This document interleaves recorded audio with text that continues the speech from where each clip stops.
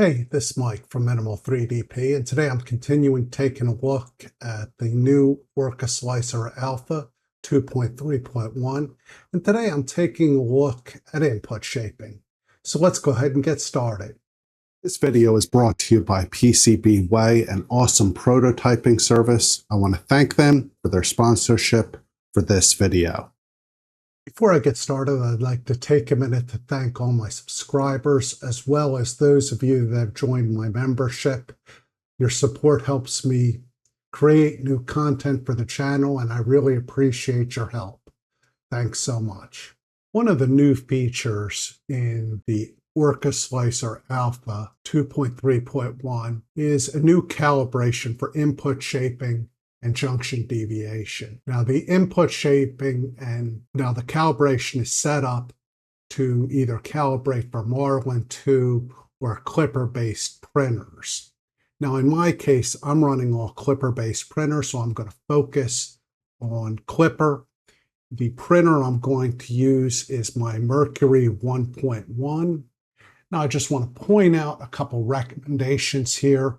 Now, the OrcaSlicer team has not only put information in the release notes for the Alpha, they've also gone ahead and updated the wiki and the calibration section.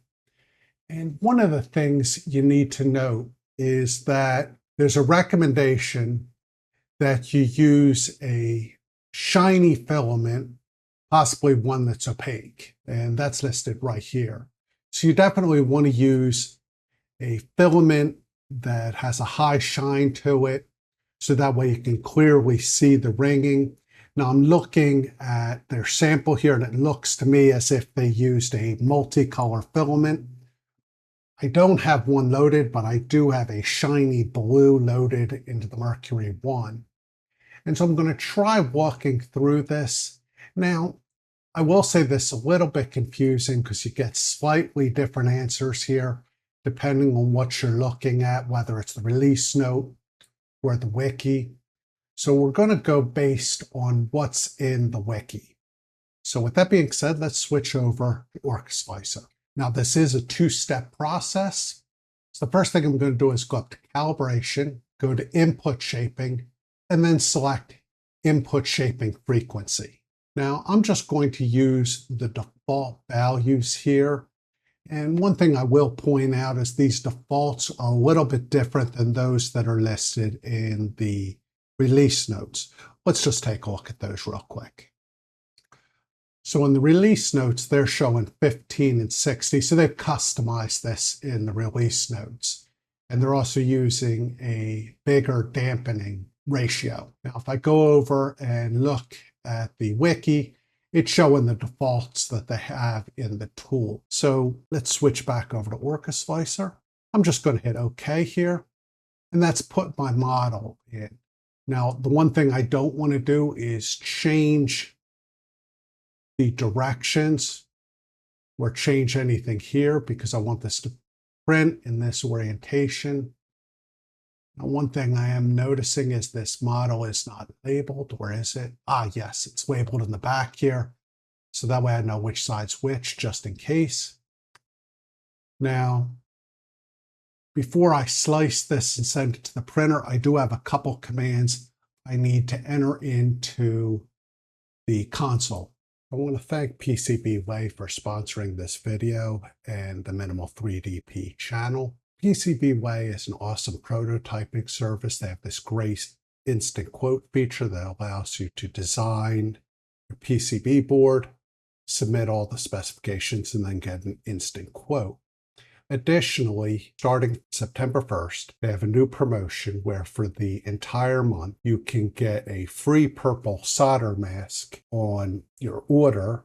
This is normally an upgrade option, but for the entire month it will be free. I also want to point out additionally that in September, they're running a special on 3D printing with TPU materials and a discount. Now, for anything over 20 grams, the discount gets bigger and bigger. And with those bigger prints, I'll also point out that you can get all the way up to 80% off. So that's something interesting. If you need some TPU prototypes, you might want to take a look at this great new promotion. Thanks again to PCBWay for their sponsorship. So let's switch over to the console real quick, go back over to the wiki. So the first thing I'm going to do is I want to set input shaper type to MZV. And up here it mentions, he said up here, recommends using EI for Delta printers, MZV in other cases. So I'm just going to copy this command, go back, paste that into input shaper and send it. So I've sent my command. Next, there is one more command to send. I need to turn off the minimum cruise ratio, which I don't think I had set anyway, but let's just send the command. And so we've done that. Now I believe we're ready to send this to the printer. So with the command sent, I'm just going to slice the model and then hit print. And I'll let that print and we'll come back in a little bit. So it's now been 24 hours and I've run this test a bunch of times. I'm supposed to measure the crescents here, that is the ringing, and maybe I can see it under the camera, but when I look at it with my eye, I can't really see it. Maybe a little bit better on the X direction, just a little bit. But I mean, I don't think that's good enough for me to measure. Now, I did turn off pressure advance, and I also made sure that input shaping was off on this printer because I did initially have it on. But I've run the test, like I said, 3 or 4 times, and I can't see the measurements. Let's switch over to the wiki to take a look. So here's a picture from the Klipper documentation, and you can sort of see these crescents, and these are what you're supposed to measure. Again, when I look at mine, I'm just not seeing them, at least not real well. Not enough, I think, for me to do a good measurement that means something. Now, I did try this. And now I did the resonant compensation or input shaping with the Klipper model. With the Klipper model, particularly up here at the top, I can start to see the crescents are at least a little bit more defined. And over here on the Y side, you can see them better as well. So interestingly enough, I feel like I'm seeing the crescents a little bit better on just the plain test directly from the Klipper documentation following those steps, as opposed to what I'm seeing with the test directly in the latest version or the alpha version of OrcaSlicer. Now I'm going to review the documentation and the issues, but I feel like something's not right. Either I'm not doing something right, and which, as we know, is probably likely if you read my comments, because lots of people tell me what I'm doing wrong. Again, you can see that the ringing here with the Klipper test, and I'm just not seeing really defined here on the test directly from OrcaSlicer. So I'm going to do some more investigation. This video isn't turning out like I hoped. Instead of showing new feature, I'm more not getting it to work. And this is the fun of using Alpha release.